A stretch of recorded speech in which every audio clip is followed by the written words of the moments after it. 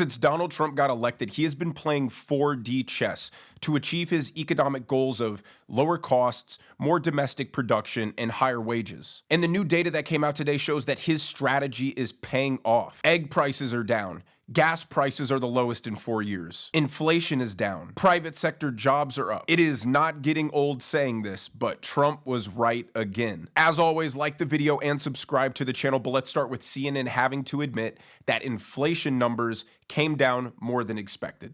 Finally, we have some good news on the economy and really the number one issue for many Americans, the cost of living. So we just learned that consumer prices in February increased by 2.8% year over year, 0.2% month over month. Both of these figures were a step in the right direction, and both were better than expected. So this is definitely very encouraging to see, because it's going to, I think, relieve some fears that inflation was perhaps re-accelerating, because this actually breaks a streak of 4 straight months where I think you could see it on the chart all the way to the right, where the inflation rate was going in the wrong direction, right? It was going higher and higher. Finally, we're seeing it dip. Now, it showed inflation cooling to 2.8% annually, but that doesn't really tell the whole story because that takes into account the last 11 months. The number I want you to pay attention to is the 0.2% month over month, because that shows the time period in which Trump was in office, which is annualized to 2.4%. And I'm going to tie this inflation number into his larger strategy here in a little bit. But first, let me show you the jobs report numbers that came out, because this also ties into why inflation is lowering. Another, starting then with the manufacturing turnaround that President Trump has overseen. The jobs report showed that manufacturing employment rose by 10,000 jobs in President Trump's first full month in office. When you compare that to the Biden administration, Stephanie, manufacturing jobs declined by more than 100,000 over the final 12 months of the Biden administration. It averaged out to about losing 9,000 manufacturing jobs per month. The Trump administration has completely reversed, done a 180 when it came to manufacturing. Specifically, a lot of these jobs that were added this past month came in the private sector as well. So they're good paying private sector jobs. 93% of them came from the private sector. And in the final 2 years of the previous administration, a lot of the job gains were coming from the federal government. Stephanie, 1 out of every 4 new jobs in the final 2 years of the Biden administration came from the federal government. The reason this is so significant is because private sector jobs actually create value. They increase production, especially in manufacturing. So increase in domestic production is going to lead to more supply, which is going to cool inflation off. And as he alluded to, in the last 2 years of the Biden administration, 1 out of every 4 jobs was a public sector job. Biden was trying to prop up his employment numbers to make the economy look healthier than it was, which is one of the primary reasons why so many federal employees should be getting fired. But more than that, all it did was increase government spending, putting the money into people's pockets with no increase in production output to compensate for that, which leads to higher inflation. And what they didn't touch on in that report is there were actually 230,000 jobs gained by US-based workers and 80,000 jobs lost by foreign-born workers. And why that's also significant is look at this study by the National Foundation for American Policy, which found that since 2019, only 479,000 US-born workers were added to the US labor force, compared to 3.6 million foreign-born workers. So all of the illegal immigrants that came into the country under the Biden administration accounted for almost all of the job growth that we saw. American workers were given these useless government jobs, as well as a surge in part-time employment as people had to pick up a second job just to deal with Biden's inflation, making everything unaffordable. So these are giant macroeconomic shifts that Trump is dealing with, and he's playing 4D chess to achieve this. Listen to him talk about how he's seeing the long game here, and he's not worried about the daily fluctuation of stock prices. Is that what you meant? The stock market going down was the disruption? What other disruption were you alluding to? Look, what I have to do is build a strong country. You can't really watch the stock market. If you look at China, they have a 100-year perspective. We have a quarter. We go by quarters. That's true. And you can't go by that. You have to do what's right. What we're doing is we're building a tremendous foundation for the future, tremendous foundation. Everything's been taken away. We don't make ships anymore. We don't, you just saw one of the biggest shipbuilders in the world, one of the biggest shipping people in the whole world. In the Oval Office with you. In the Oval Office. He's announcing a $20 billion investment in the United States, which he would have never done except for this. But look at this.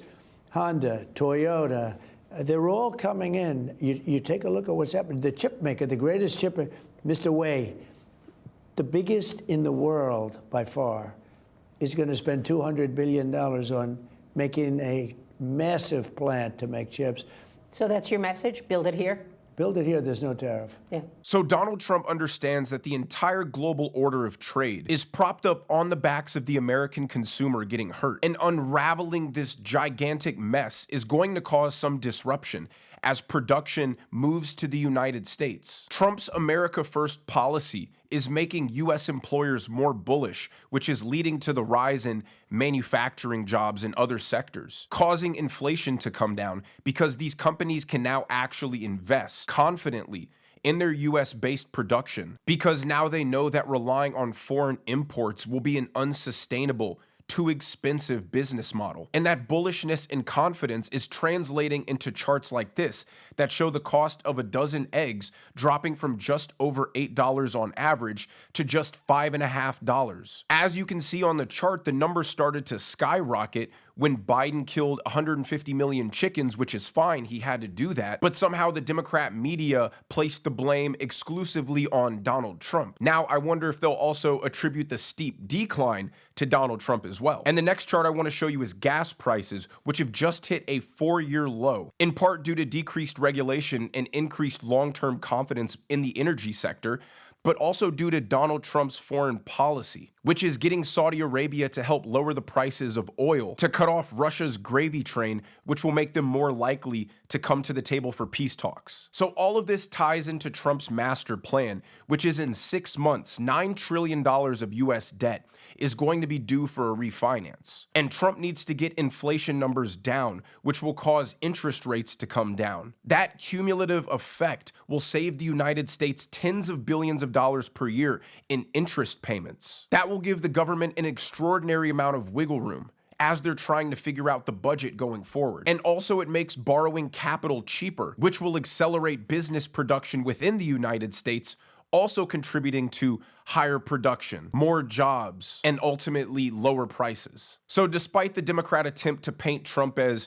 reckless and foolish and incompetent, his strategies are clearly paying off. And another failure by the Democrats is their ineffective attempt to fearmonger and to characterize DOJ as this villainous organization coming for all your benefits to give tax breaks to the ultra wealthy. Well, a new poll by CNN came out that showed actually a majority of Americans are thrilled about what DOJ is doing, and CNN just can't believe it. Watch. About when we're talking about the cuts that DOJ is bringing about. How are they feeling about Yeah, this to me was one of the more shocking figures that I saw. Made me go, wait a minute, hold on one second. Whoa, Americans on Trump and Joe's efforts. Musk and DOJ should influence government spending and operations. Look at this.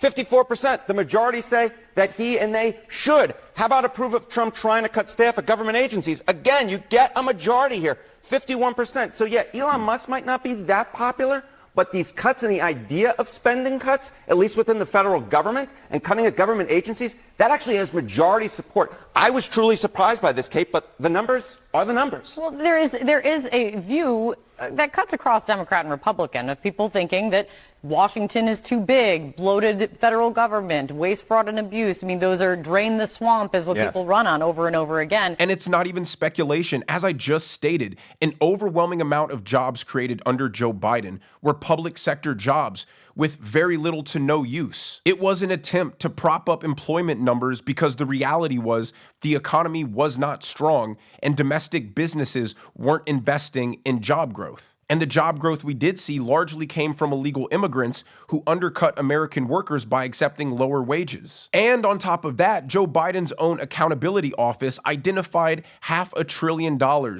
in fraudulent and improper payments. So this notion that the government can't be vastly slashed and gutted without interruption to the efficacy of government is just a theory that doesn't hold up to any scrutiny. Employment doesn't mean anything if there's no value being created. The government could pay everybody to go dig ditches and we would have money, but if we were just chasing a small stagnant supply of products, inflation would skyrocket. So every time a government job is created that has no actual economic output, it just puts upward pressure on prices. Listen to Elon Musk explain how reducing government spending actually makes things more affordable.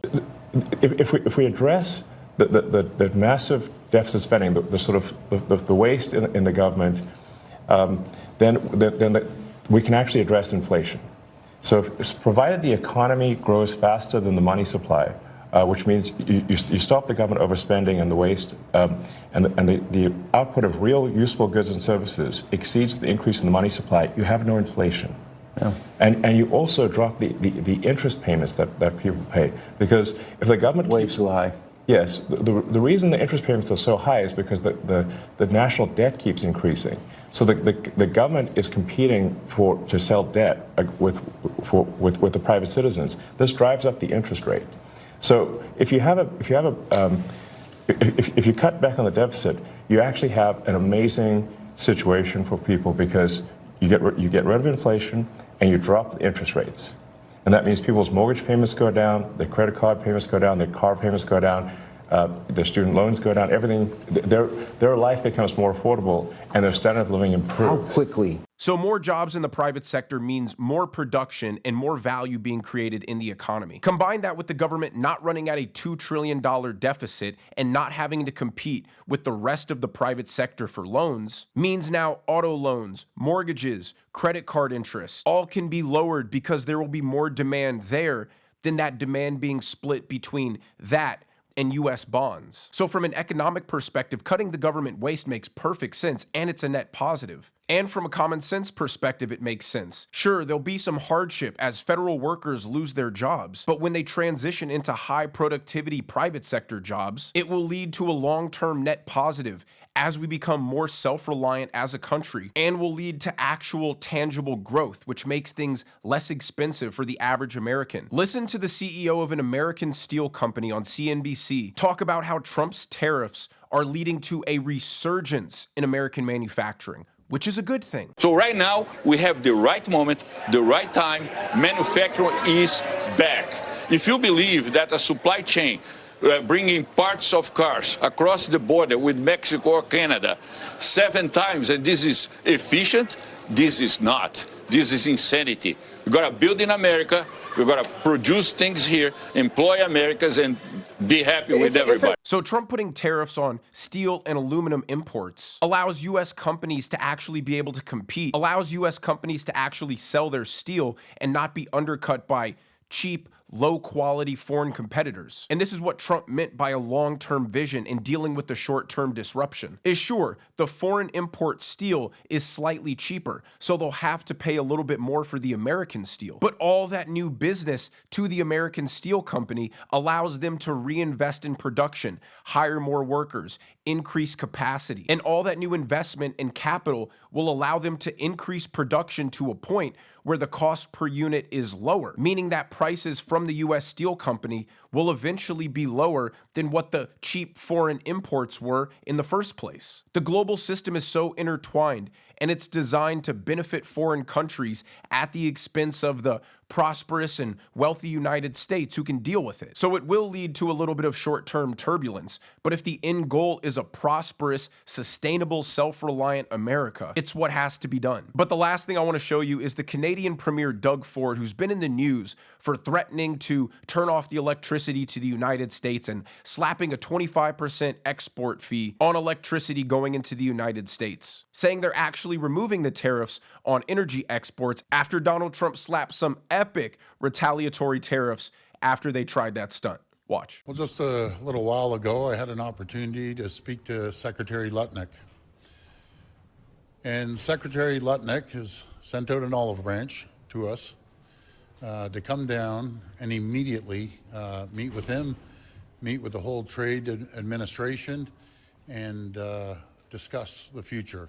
Rather than waiting till April the 2nd, threats going back and forth, tit for tat, I've agreed to suspend temporarily, and we always have that tool in our toolkit, until we sit down over the next day or two. I'll be heading down to Washington along with Dominic LeBlanc, and we'll have a good discussion.